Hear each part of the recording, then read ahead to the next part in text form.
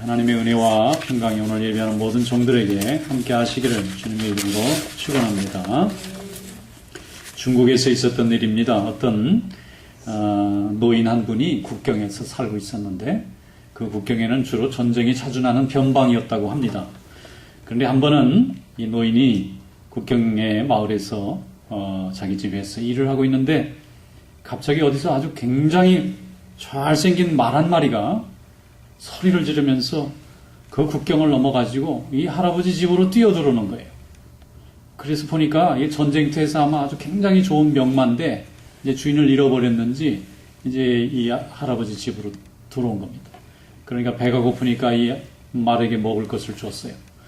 그래서 이제 보니까 아주 말이 굉장히 좋습니다. 어떤 장군이 타고 다니는지 모르지만 아주 훌륭한 말입니다. 그랬더니 동네 사람들이 와서 아이고 할아버지 횡재하셨네. 이렇게 좋은 말을 세상에 어디서 구한답니까? 이런 말을 구하려면 돈이 굉장히 비싸고 이거 보통 말이 아니고 이거 상당히 그 이름 있는 말 같다고 그러면서 다 부러워하는 거예요. 그랬더니 할아버지가 글쎄요 이게 좋은 건지 모르겠네. 그러면서 이제 조금 지냈어요. 한 몇 달 지나는데 말이 이제 정이 들었습니다. 그래서 할아버지가 먹을 것을 잘 줬어요. 그랬더니 살도 찌고 아주 동네에서 유명한 말이 됐습니다. 몇 달 동안 먹이를 대느라고 좀 고생은 했지만 그래도 이제 말이 생겼으니까 너무 기분이 좋았어요. 그런데 어느 날 아침에 나가보니까 말이 없어졌어요. 도로 국경 너머로 도망가 버렸어. 그랬더니 동네 사람들이 와서 아유 참 안 되셨다고. 그동안 먹이값이 얼만데 저놈이 저렇게 은혜를 모르고 도망갔다고. 그러면서 안 됐다고 다 혀를 차는 거예요. 그러니까 아이고 이거 뭐 어떻게 하면 좋을지 모르겠다. 그러면서 이 할아버지가 이제 봤더니 있는데 얼마 지나고 나니까 아침에 문 열어보니까 말이 두 마리가 힝 하고 문 앞에 서 있는 거예요. 봤더니 이 말이 지 짝을 찾아가지고 왔어. 그러니까 우리식으로 말하면 결혼해가지고 짝을 데려왔어요. 그랬더니 동네에서 잔치가 났어요. 아이고 할아버지, 야 참 저 재수 좋은 사람은 뒤로 자빠져도 돈벼락을 맞는다더니 이 말이 도망갔을 때는 참 안 됐는데 이러려고 짝을 데리려고 봤더니 저 앞말도 너무 좋은 거예요. 두 쌍이 말이죠. 너무 즐겁게 잘 지내니까 사람들이 다 부러워하는 거예요.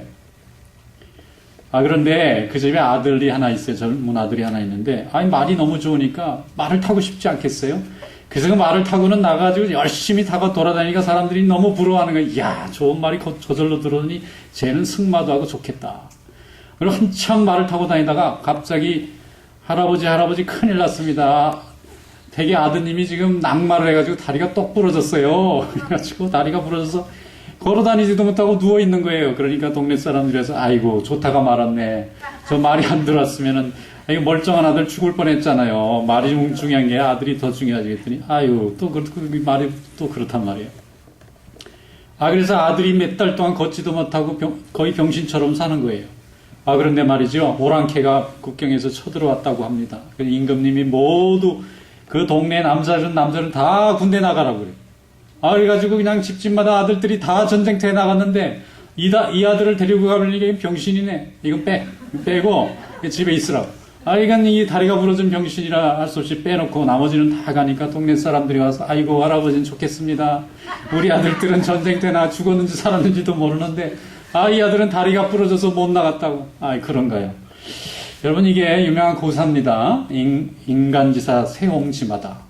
세옹이라는 게요. 변방에 있는 노인네의 말이다. 인생이라는 게 좋을 때 마냥 좋은 거 아니잖아요. 좋은 것 때문에 또 나쁜 일이 찾아와요. 또 나쁜 일을 당했어요. 그런데 그 나쁜 일이 계속 나쁘기만 한 게 아니라 그 나쁜 것 때문에 또 좋아지는 일도 있습니다. 그래서 옛날에 중국 분들이 하나님을 잘 모르긴 했지만 하나님이 어떻게 인생을 섭리하는가에 대한 지혜는 알았던 것 같아요. 그러니까 너무 나빠졌다고 너무 낙심하고 절망하지 말고 또 좋은 일 있다고 너무 우쭐대지 마라 이거예요. 사람이 영원히 좋아질 수도 없고 영원히 나빠지는 거 아니니까 다 하늘의 뜻에 맡기면서 그저 현실에 충실하면서 감사하면서 살자. 아마 그런 얘기가 아닐까 싶습니다. 오늘 본문 말씀에 보면은 아브라함이 조카 롯이 떠나갔어요. 떠나갔는데 아브라함이 마음이 너무 아픕니다. 왜냐하면 이 조카는 아들 대신이거든요. 자기 갈대아우르에서 가나안으로 하나님 말씀 듣고 이민 올 때에 따라온 유일한 혈육입니다. 지금 자식이 없어요. 100세가 다 돼가는데. 그럼 이게 자식으로 생각하는 거예요. 자기가 나중에 유산을 물려줄 마음을 가지고 데리고 왔어요. 어릴 때부터 키웠다고 봐도 과언이 아닙니다. 그런데 이 아들이 빡빡 대들면서 삼촌 화를 내가면서 자기 목동들하고 갈라져가지고 떠나가 버렸어요. 그러니까 재산도 잃어버렸죠. 그 귀한 자기 혈육도 잃어버렸죠. 그러니까 아브라함의 마음이 너무 아픈 거예요. 하나님 왜 이런 시련을 저에게 주십니까? 그러고는 낙심할 때 하나님께서 아브라함을 찾아오셔서 위로하시면서 주신 말씀이 오늘 창세기 13장 14절로 18절 말씀입니다. 잃어버렸다고 너무 낙심하지 마라. 너한테 무한한 땅이 이 앞에 펼쳐져 있으니까 때에 간 거 너무 염려하지 말고 앞으로 주실 하나님의 축복을 한번 기대해봐라. 그렇게 말씀했어요. 거기다 안 믿겨지고 너무 낙심하니까 걸어봐라. 동서남으로 한번 걸어보고 눈도 한번 들어봐라. 다 한번 네 시선이 닿는 것마다 다 네 땅이 될 거다. 자, 한번 본문 말씀 열어보겠습니다. 창세기 13장 14절에서 18절 말씀 다 같이 함께 읽겠습니다. 롯이 아브라함을 떠난 후에 여호와께서 아브라함에게 이르시되 너는 눈을 들어 너 있는 곳에서 북쪽과 남쪽 그리고 동쪽과 서쪽을 바라보라. 보이는 땅을 내가 너와 내 자손에게 주리니 영원히 이르리라. 내가 내 자손이 땅의 티끌같이 하리니 사람이 땅의 티끌을 능히 셀 수 있을진데 내 자손도 세리라. 너는 일어나 그 땅을 종과 횡으로 두루 다녀보라. 내가 그것을 내게 주리라.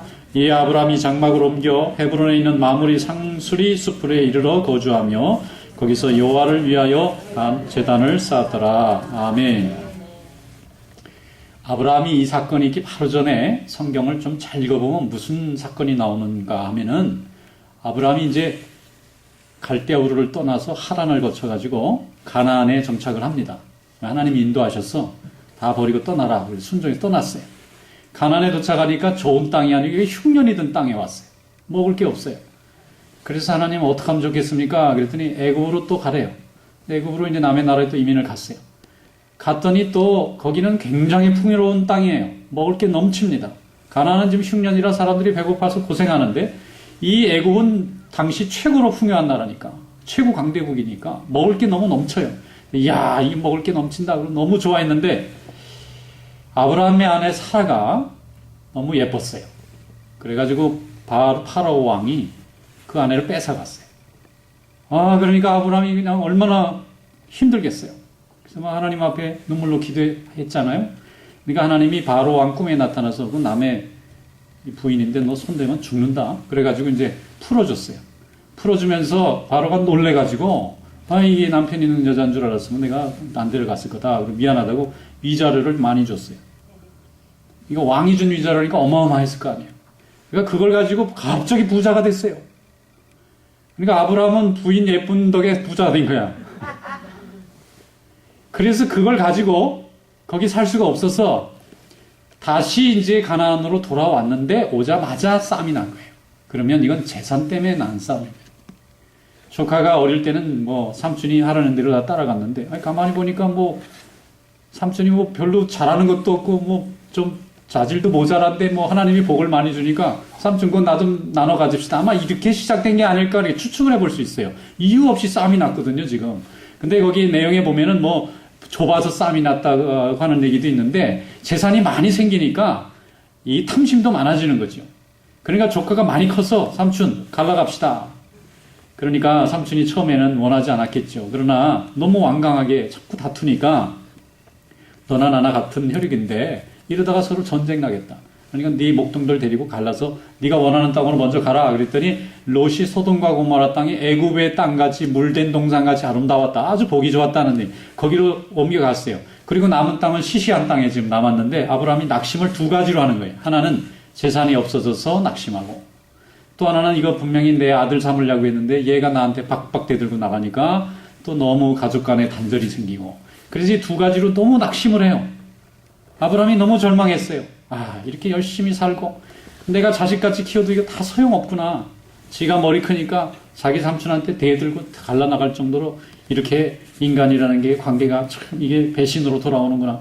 이러면서 절망을 하고 있는데 그때 하나님이 아브라함을 위로하시기 위해서 찾아오셔서 오늘 주신 말씀입니다. 눈을 크게 들어라. 그리고 동서남북 사방을 봐라. 그랬더니 땅밖에 없잖아요. 근데 거기 하나님이 굉장히 좋은 약속을 했어요. 이 땅을 너와 내 후손에게 주겠다. 할렐루야. 땅 주는 건 뭐 별로 안 반가울 것 같은데 이 자손을 주겠다는 것은 지금 아브라함한테 말할 수 없이 대단한 축복을 약속하는 거예요. 지금 자식이 없잖아요. 그 욥을 이 룻을 자식 삼으려고 해서 키웠는데 이게 도망가는 거죠. 그러면 이제 아들이 없는 남은 인생을 살아야 되는데 하나님이 후손이 이 땅의 주인이 되게 해주겠다는 것은 자식이 생긴다는 말을 전제하는 거잖아요. 그러니까 아브라함이 너무 기뻤을 겁니다. 그래서 거기 하나님 앞에 제단 쌓고 감사 예배를 드렸다 하는 얘기가 오늘 본문의 말씀이라고 믿습니다. 욥이 말씀하기를 주신 분도 여호와시요 취하신 자도 여호와시니 여호와께 찬송과 영광을 돌립니다. 왜 이렇게 돌렸죠? 상 받았을 때 아니면 돈 벌었을 때 아니고요. 싹 잃어버렸을 때 자식이 한 날 다 죽고 재산이 한 날 다 사라지고 자기는 아내에게 버림받고 몸은 죽음의 병이 찾아왔을 때 그거 한 고백입니다. 하나님 앞에 이건 감사의 조건이 아니라 원망의 조건인데 이 욥이란 사람은 그동안 주신 게 다 하나님 거니까 가져간 것도 하나님입니다. 감사합니다. 영광 돌렸습니다. 여러분 이런 감사의 신앙이 될 수 있기를 축원합니다. 15절 말씀에 보면은 오늘 본문에 보이는 땅을 내가 너와 내 자손에게 주리니 영원히 이르리라 그랬습니다. 여러분 아브라함이 믿음의 조상이죠. 아브라함을 통해서 이삭이 낳고 이삭이 이스라엘의 시조가 되었습니다. 우리는 아브라함을 믿음의 시조로 섬기니까 하나님 앞에서 우리가 아브라함처럼 하나님만 믿고 의지하면 하나님의 약속이 우리에게도 임할 줄로 믿습니다. 그 후손이 땅을 차지하고 영원히 거하게 될 줄로 믿습니다. 상실하고 낙심한 자는 하나님을 바라보시기를 축원합니다. 상실하고 낙심한 자가 하나님을 바라보면 하나님은 우리에게 채워주시는 은혜가 있어요. 인생은 영원히 내가 소유할 수도 없고 내가 계속 지킬 수도 없습니다. 우리가 모을 때가 있으면 또 빼앗길 때도 있고 우리가 올라갈 때가 있으면 또 내려가야 될 때가 있어요. 하나님께서 우리를 올리실 때도 이유가 있고 내리실 때도 이유가 있고 모으실 때도 이유가 있고 흩으실 때도 이유가 다 있습니다. 그런데 우리가 여기서 잊어버리지 말아야 될 것은 그것을 주관하시는 분은 살아계신 하나님이신 줄로 믿습니다. 그분이 그렇게 하실 때 우리를 사용한 것에 대해서 감사하시기를 축원합니다. 우리가 쓰임받는 하나님의 일꾼으로 사명을 감당했던 그 일로 인해서 감사하시기를 축원합니다. 그래서 하나님은 항상 채우시는 은혜가 있는 줄로 믿습니다. 제가 목회할 때 어떤 신혼 부부가 이제 아이를 낳았어요. 두 사람 다 아주 외모도 아주 아름답고 또 마음도 참 좋고 또 학교도 좋은 공부하고 또 직장도 좋고 사람들이 둘이 결혼할 때 너무 부러워했어요. 야, 참 멋있는 커플이다. 그래가지고 아이를 낳았는데 이 아이가 조금 자라다가 사고로 죽어버렸어요. 그랬더니 그때부터 이 가정에 엄청난 고통이 옵니다. 서로 너무 상처가 누구 책임이냐 이거예요. 그래가지고 남편과 아내가 상처받고 부모와 자녀들이 상처받고 이웃들이 나중에 교회를 못 나오겠대요. 교회만 오면 사람들이 그걸 물어보는데 견딜 수가 없다는 거예요. 너무 안 됐더라고. 아무리 기도해주고 아무리 위로해줘도 이 사람이 채워지질 않는 거예요. 나중에 1년 지나고 2년 지나고 다시 교회로 왔어요. 그랬더니 아이를 또 낳았더라고요. 그래가지고 그 아이를 데리고 또 믿음 생활을 잘하는 거예요. 그런데 이분이 아이를 한번 잃어보고 나니까 얼마나 이분의 믿음과 마음의 그릇이 커졌는지 웬만한 것 같고 흔들리지도 않아요. 하나님이 아이를 줬다 뺏어가실 수도 있다는 사실을 인정하니까 그 다음에 다른 시련은 시련도 안 해요. 이분은. 그 믿음이 얼마나 좋은지 아주 담대하게 믿음 생활 잘하고 지금 아주 하나님 교회 좋은 일꾼 된 줄로 믿습니다. 제가 좋아하는 복음성가 중에 괴로울 때 주님의 얼굴 보라 그랬어요. 여러분 주님의 얼굴 볼 수 있기를 축원합니다. 그 얼굴이 어떤 얼굴인지는 궁금하지만 괴로울 때 주님의 얼굴 보라. 평화의 주님 바라봐라. 세상에서 실다 흘린 친구들아 위로의 주님을 바라보아라. 눈을 들어 주를 보라. 내 모든 염려 주께 맡겨라. 슬플 때 주님의 얼굴 보라. 사랑의 주님 안식 주리라 그랬어요. 여러분 괴로울 때는 사람 얼굴 보는 거 아닙니다. 그때는 주님 얼굴 보시기를 축원합니다. 주님의 얼굴에는 평화가 있습니다. 주님의 얼굴에는 위로가 있어요. 주님의 얼굴에는 세상 모든 염려를 다 물리쳐 주시고 우리에게 참 안식을 주시는 하나님의 평강이 있습니다. 그러므로 하나님을 바라보면서 세상의 모든 어려움을 믿음으로 이기고 하나님께 귀하게 쓰임받는 풍요의 축복을 받으시기를 축원합니다. 시편 55편 22절에 내 짐을 여호와께 맡기라. 그가 너를 붙드시고 의인의 요동함을 영원히 허락하지 아니하시리로다 그랬어요. 하나님을 의지하면요, 요동하지 않습니다. 흔들리지 않습니다. 우리가 세상이나 사람을 의지하면 흔들릴 일이 너무너무 많습니다. 그 사람이 내게 어떻게 반응하느냐에 따라서 내가 오늘 기분이 살아나고 죽기를 반복합니다. 그러나 우리 하나님은 영원히 요동치 않는 하나님이세요. 그분을 의지하면 우리 마음이 흔들릴 때 주님으로 든든하게 세워지는 축복을 받을 줄로 믿습니다. 우리의 삶 가운데 무엇을 잃어버리고 빼앗기고 상실했어도 그 빈자리를 하나님께서 더 아름다운 것으로 채워주시라고 믿습니다. 사도행전 1장 12절에 보면 예수님을 잃고 한 곳에 모였던 예수님의 제자들이 모여서 첫 번째 한 일이나 기록되어 있어요. 그게 뭐냐면 12제자 중에 하나인 가룟 유다가 예수를 팔고 스스로 목을 매서 죽어버렸습니다. 그래서 빈자리가 생겼어요. 예수님은 12제자를 부르셨는데 지금 제자들은 11제자만 남았어요. 그러면 그냥 11제자만 가도 되잖아요. 근데 하나님이 이 제자들에게 감동을 주셔서 하나를 더 채워야 된다고 깨닫게 하셨어요. 그래서 저들이 모여서 두 사람을 후보로 넣고 기도하고 제비를 뽑았는데 마띠아라는 사람이 뽑혔다.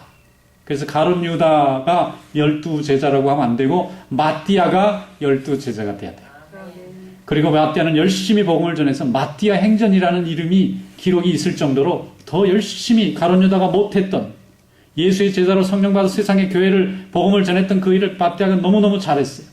여러분 그 자리를 채웠기 때문에 12사도들이 성령의 충만함을 받고 하나님의 은혜 가운데서 복음을 힘있게 증거하는 사도들의 시대를 열게 된 줄로 믿습니다. 여러분 그래서 빈 자리는요 하나님이 새로운 걸로 채워주시는 채움의 축복의 기회가 되는 것입니다. 바울과 바나바는 훌륭한 사도입니다. 두 사람이 안디옥에서 복음을 전하다 하나님의 계시를 받고 목회를 그만두고 선교사로 나가기로 작정했어요.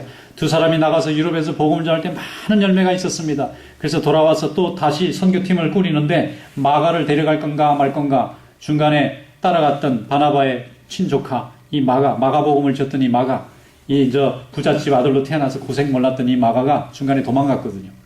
그래서 바울은 다시 데려가면 안 된다는 저 사람 때문에. 근데 바나바는 자기 조카니까 그래도 데려가자. 성품이 달라요. 그래서 크게 싸워서 갈라지니 이렇게 돼 있어요.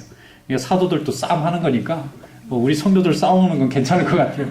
근데 하나님 앞에 둘이 갈라졌는데 결과가 어떻게 됐느냐. 바울은 혼자 갈 수 없으니까 시들라라고 하는 새로운 사도를 불렀어요. 그리고 바나바는 마가를 데리고 갔어요. 둘이 갔으면 두 군데밖에 선도를 못할 텐데 둘이 다 넷이 돼서 흩어지니까 네 군데에서 동시에 복음이 전해졌습니다. 그래서 서쪽에는 바울과 실라가 동쪽에는 바나바와 마가가 같은 시대에 복음을 전하게 되었는데 나중에 보니까 2배의 축복을 받게 된 줄로 믿습니다. 사람은 갈라져도 하나님은 다 거두시는 분이세요. 그리고 사람은 빈자리가 생겨도 하나님은 더 좋은 자로 채워주실 줄로 믿습니다. 그래서 여러분 비었을 때 너무 낙심하지 마세요. 하나님이 새로운 사람을 예비한 줄로 믿습니다.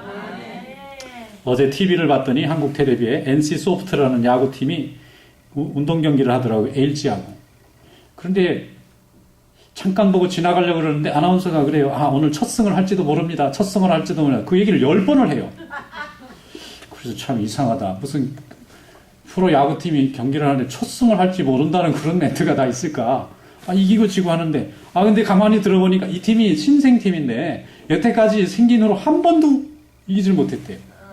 그러니까 이제 처음 오늘 보니까 거의 8회 말, 9회 말 이게 돼가더라고요. 이게 요대로 가면 이제 이기는 거예요. 점수를 지키면.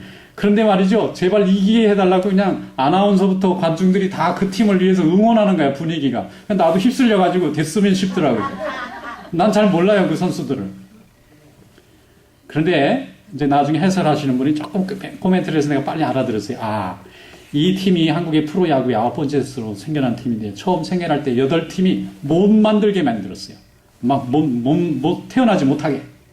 선수도 안 준다 그러고 막 법을 이렇게 해가지고 그 팀이 생기면 안 된다고 얼마나 핍박을 했는지 조건이 뭐냐면 찌끄러기 선수만 모아주고 상단하는 걸로 그렇게 이제 허락이 돼서 좋은 선수는 하나도 못 가져가고 각 팀에서 별 볼 일 없어서 방출한 사람들 아니면 기준에 별로 이렇게 잘하는 것 같지 않은 선수들 이거 직접 구단주가 들으면 되게 기분 나빠하실 것 같은데 아무튼 그렇다 이게 분위기가 그런 선수들만 줄 테니 해볼 거냐 그래도 하겠습니다 해가지고 만든 팀이니까 한 번도 승리를 못하는 거예요. 이길 것 같으면 지금 이길 것 같으면 지금 그냥 몇 달이 돼도 못 이기는.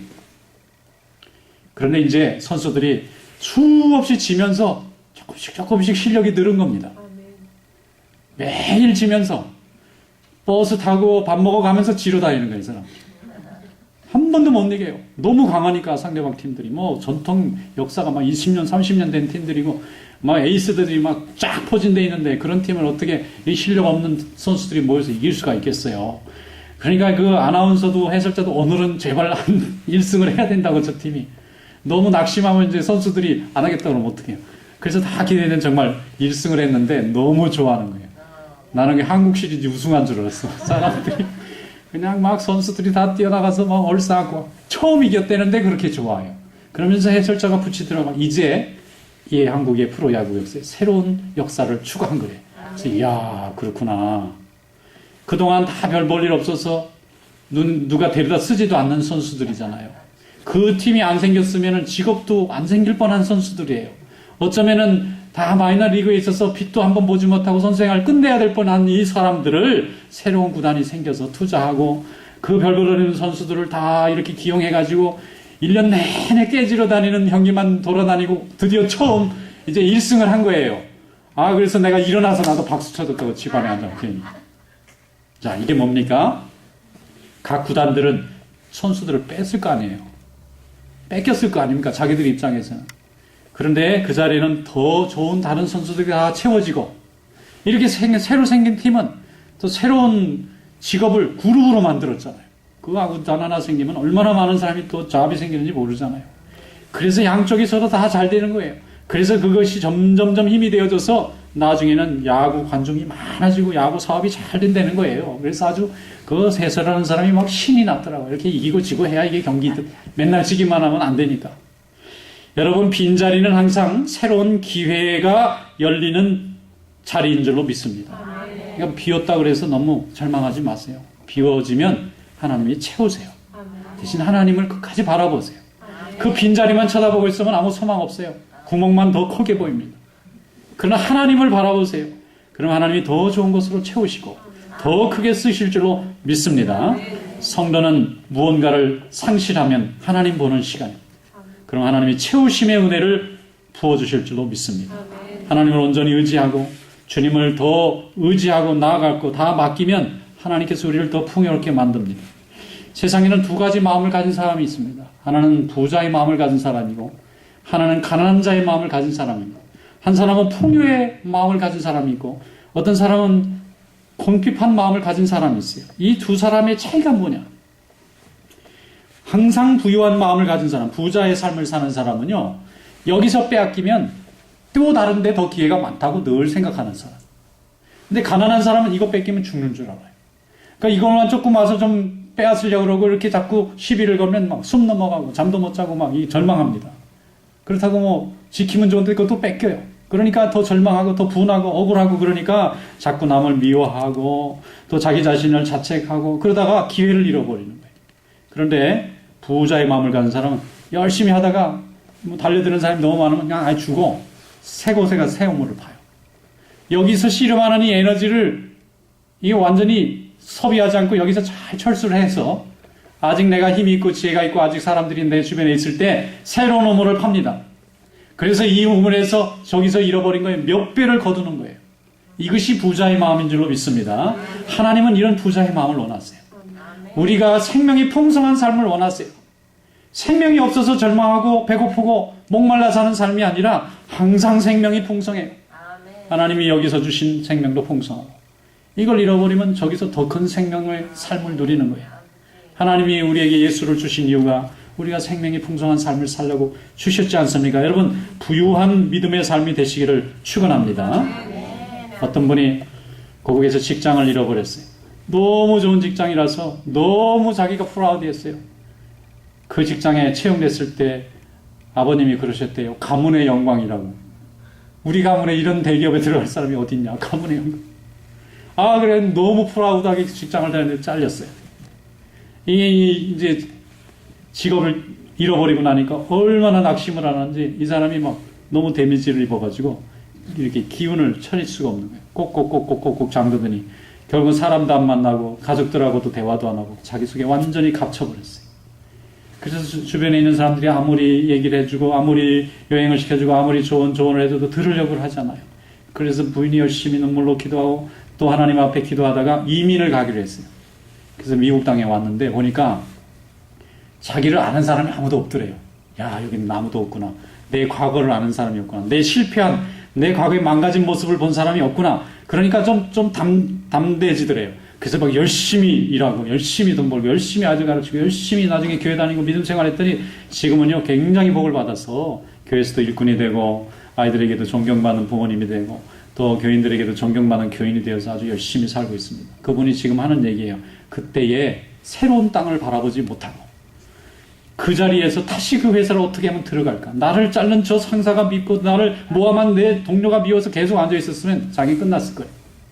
그런데 하나님이 그걸 완전히 마음을 닫게 하시고 새로운 땅을 향해서 이렇게 건너오게 하시고 여기서 하나님의 은혜 가운데 이렇게 복을 받고 보니까 그 고난이 지금의 내게 복이 되었다. 할렐루야. 하나님은 한쪽 문이 닫혀지면 한쪽 문은 반드시 열어놓고 있어요. 그 문 찾아야 됩니다. 그 문이 뒤에 있는지 옆에 있는지 빨리 둘러보고 그때 기도 열심히 하고 나를 정말 사랑하고 도와주고 나를 이끌어주고 긍휼히 여기는 사람이 누군지를 빨리 붙잡고 하나님의 은혜 가운데서 새로운 역사를 열어가시기를 축원합니다. 창세기 12장 1절에 말씀합니다. 여호와께서 아브라함에게 이르시되 너는 너의 고향과 친척과 아버지의 집을 떠나 내가 네게 보여줄 땅으로 가라 그랬어요. 여러분 떠나야 가는 거예요. 떠남의 역사가 있어야 새로운 역사가 열려지는 거예요. 아브라함은 자기 고향 친척 아버지 집 다 놓고 갔어요. 거기는 일생 동안 자기가 살았던 것이고 아브라함 이름 석자만 얘기하면은 동네 사람들이 다 알아주는 그런 기득권이 보장된 곳이에요. 근데 그거 다 포기하고 오직 하나님의 말씀 하나 붙잡고 자식을 주겠다는 그 약속 하나 또 땅을 주겠다는 그 약속 하나만 믿고 가나안 땅을 찾아갔을 때에 이스라엘의 조상이 되었고 우리 모든 하나님을 믿는 자녀들에게 믿음의 조상의 삶이 된 줄로 믿습니다. 믿음의 조상은 하나님을 믿고 의지하고 하나님을 향해서 새로운 길을 떠났을 때 길이 열려진 것입니다. 여러분 새로운 길을 열 때 너무 두려워하지 마세요. 지금 주신 것도 축복이지만 하나님이 명령하시고 확신이 있어서 내가 간 길이라면 실패는 없습니다. 하나님의 축복만 있습니다. 요엘서 2장 23절에 시온의 자녀들아 너희는 너희 하나님 여호와로 말미암아 기뻐하며 즐거워할지어다. 그가 너희를 위하여 비를 내리시되 이른 비를 너희에게 적당하게 주시고 이른 비와 늦은 비가 예전과 같을 것이라. 마당에는 늘 밀이 가득하고 독에는 새 포도주와 기름이 넘치리로다. 하나님을 기뻐하고 즐거워하는 사람은 독에 포도주와 밀이 넘치고 기름이 풍성하게 될 줄로 믿습니다. 하나님 안에서 항상 풍요의 삶을 풍요의 마음을 잃지 않는 성도 되시기를 바랍니다. 하나님에게 무궁한 기회가 열려 있어요. 하나님 앞에 의지하는 사람은 언제든지 하나님이 복을 열어주십니다. 하나님을 의지하고 사는 성도 되시길 축원합니다. 어떤 집사님이 회사를 경영하는데 어느 날은 막 정신이 없으셔서 막 고민을 하세요. 그래서 왜 그러세요? 그랬더니 자기 회사의 제일 중요한 기술을 갖고 있는 기술자가 남의 회사에서 빼갔대요.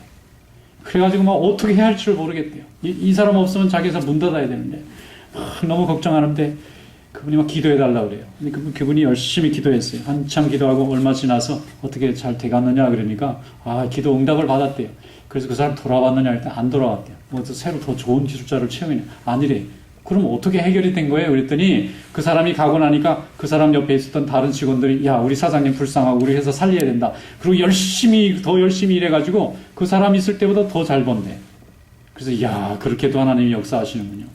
여러분 하나님의 역사는 무한하고 풍성한 줄로 믿습니다. 하나님 앞에 열심으로 기도하고 하나님을 의지하는 사람은요 기도하면 하나님이 형편과 사정을 조정해 주세요. 이것을 믿고 우리가 오늘 하나님 앞에 믿음으로 나아가는 거 아니겠습니까? 미가서 7장 7절에 말씀합니다. 오직 나는 여호와를 우러러보며 나를 구원하시는 하나님을 바라보나니 나의 하나님이 나에게 귀를 기울이시리로다. 할렐루야. 하나님을 의지하면 하나님이 내 귀를 나의 기도를 가까이 들으시고 나의 막힌 길을 열어주시고 풍요롭고 아름답고 하나님께 영광이 되는 삶을 인도해 주실 줄로 믿습니다. 이런 아름다운 삶이 되시기를 주님의 이름으로 축원합니다. 기도하겠습니다. 감사하시고 은혜가 많으신 하나님 아버지 오늘 저희들에게 귀한 은혜를 주신 것을 감사드립니다.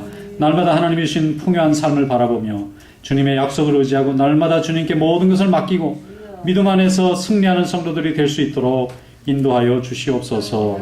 예수님의 이름으로 감사하며 기도하옵나이다. 아멘.